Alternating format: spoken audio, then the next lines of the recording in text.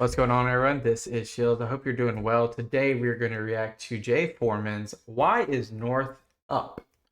So why is up equals north? I'm thinking we're thinking on like a compass level because it's, it's more or less just like how we're situated. And I mean, I think this is going to be a very much, long history of just people located in an area and the North Star, north up. And these are a lot of assumptions, but as always, Jay's videos are very informative and educational, which is the same thing, but also entertaining. So yeah, let's jump into it, guys. We're gonna play. East, right, south, north, up, west, left, east, right, southwest, downy left. How did we end up thinking like this? Welcome to Map Men. We're the men, and here's the map. Map men, map men, map men. Hello, all maps need a top and a bottom. Although it's theoretically possible to have a map where words are written in multiple What? That's true. You gotta do a lot of this though. directions, maps that tried this fell out of favour very quickly because they were horrible to use. Luckily, almost all maps today orientate the world the exact same way, with north at the top. Examples include OS Maps, Google Maps, and this map of all the motorways in Rutland. North as up is such an ingrained idea that not even J.R.R. Tolkien, creator of Hobbits and Balrogs, could imagine an alternative orientation for Middle-earth. True. So how did it end up being north, and has it always been this way? We're about to tell you, and no. It turns out the majority of ancient cultures had a 90-degree different view of the world from the one we have today. On their maps, the direction most often facing 90 degrees to west or east? top was east. The reason for this is down to our hot friend, the sun. The sun rose in the east, and That makes perfect sense. because people liked the sun and were happy when it appeared, east became the most important direction. That makes perfect sense. Rise and fall. Oh, there it is. That's a relief. Incidentally, orientated means east at the top, hence orient. Ah. Most European maps had east at the top until well into the 15th Did century. you say? That's a relief. Incidentally, orientated means east at the top, hence orient. Ah. Most European maps had east at the top until well into the 15th century. The 1400s? Wow. Okay, so what was the turnover point? South was second most important because of all the sunshine, then west where the sun set, with north actually considered the least significant direction That's hilarious. because it was the darkest and generally associated with evil.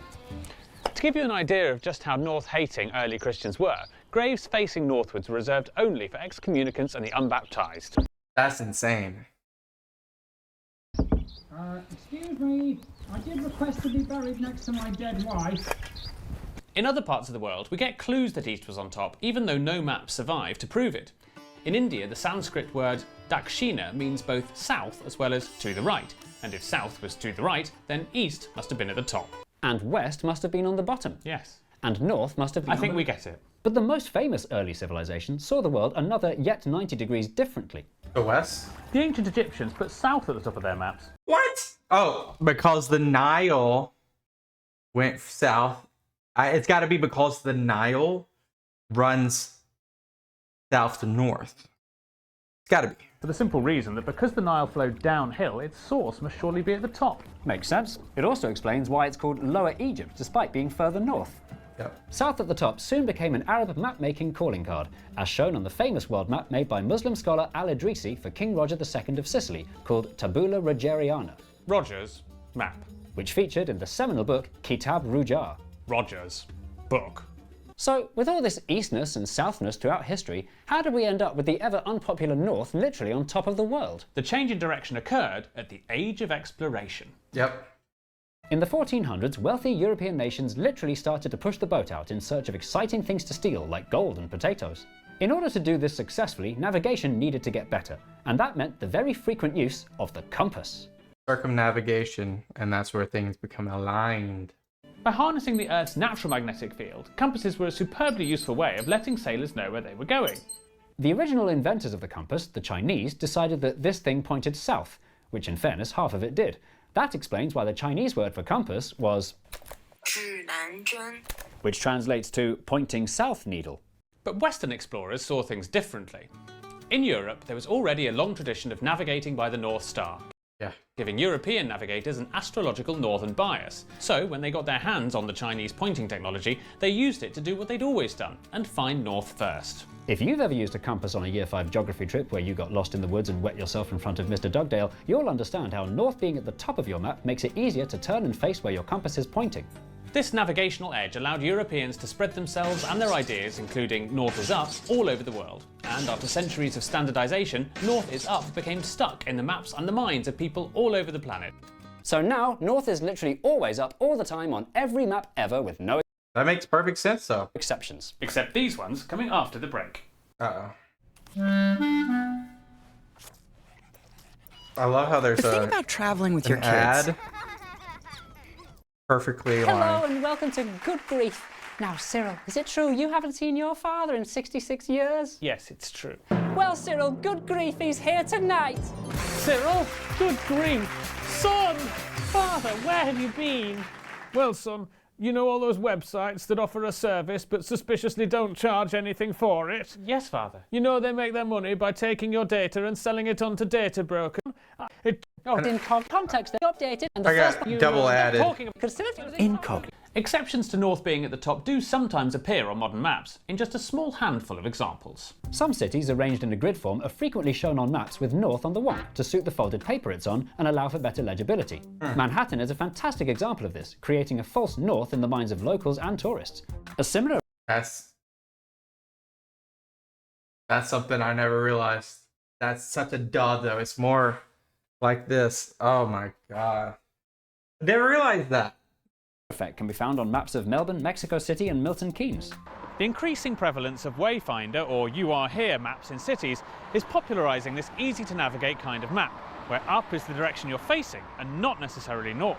Which is a pity for those of us who were taught to always find north first, like this.